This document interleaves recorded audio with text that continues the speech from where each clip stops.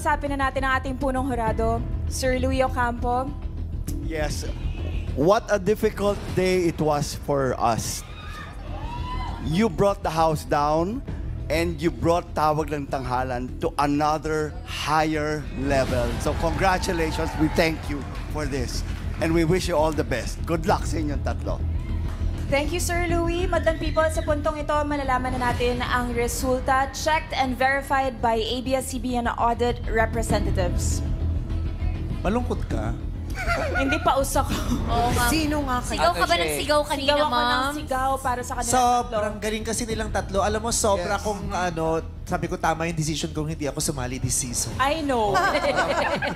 Next season. Sobrang uhusay nila. Ang ganda ng laban. Maraming Hirap talaga salamat mamili. sa inyo. Sarap yung saka- ganito, yung hindi mo alam kung sinong mananalo. Oo, eh, tsaka, Yes. Kita mo yung mga hurados, parang nasa party lang sila, di ba? Hanggang ngayon, Nag-iisip sila Hanggang kung ngayon sino talaga nag-uusap-usap sila. Ano nag-uusap-usap? Meron dyan hindi pa po nagkakasundo.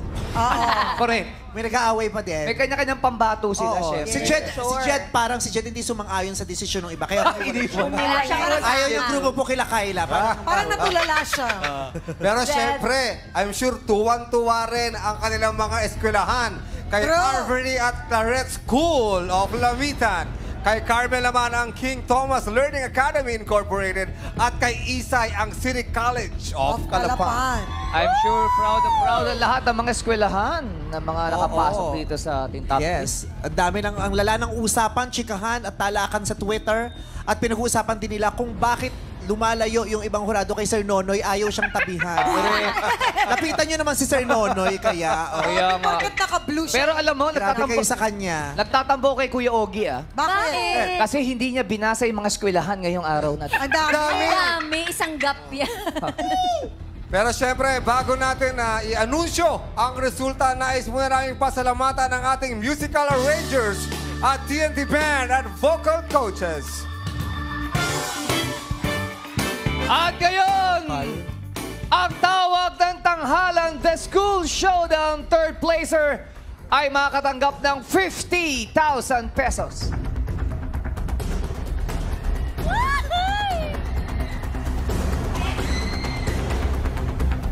With an average score...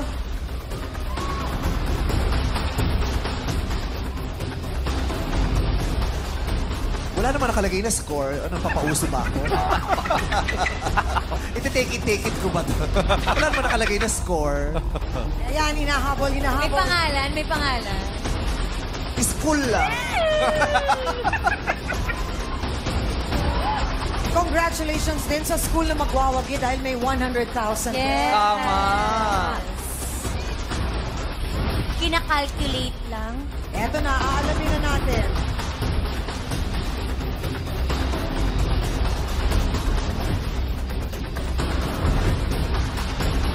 Yun lang. Total, ilalabas naman natin yung mga final scores mamaya. Mamaya na natin malalaman. Pero for now, i-announce ko na ang ating third placer. Ayun na, with an average score of 92.5%, ikaw ang tawag ng tanghalan, the school show ng third placer!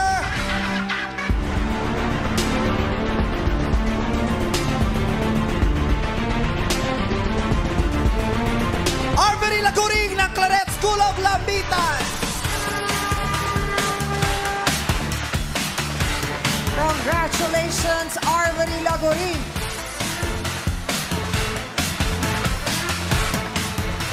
Siya ay makakatanggap ng management contract from Star Magic.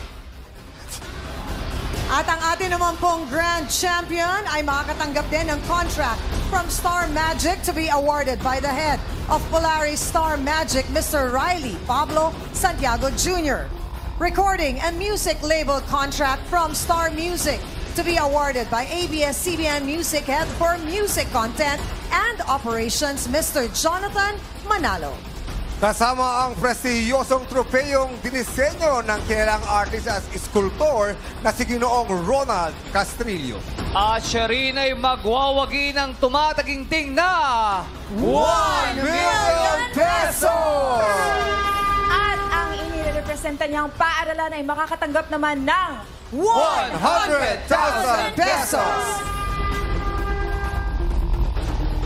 Madlang people, isigaw nyo na ang pangalan ng estudyante na nais nyong tanghaling Grand Champion.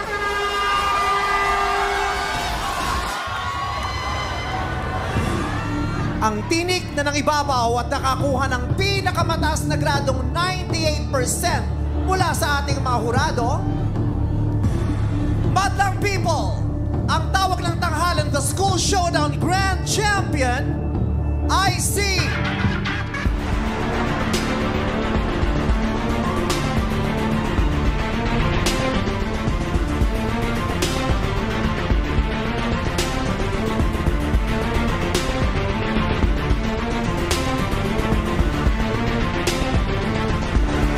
Carmel Goliado ng King Thomas Learning Academy Incorporated!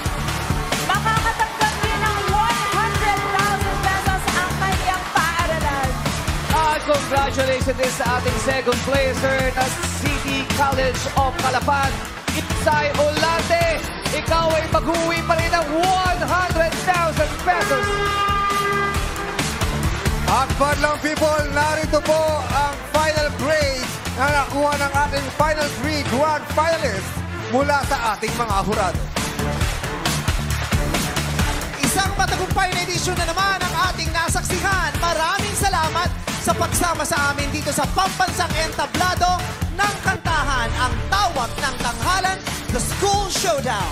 At sa Lunes, may mga magbabalik muling ilarampa ng mga kabebiihan ang kanilang nakakasilaw na ganda sa Showtime Sexy Lit 2025! Samahan nyo rin kami kilatisin ang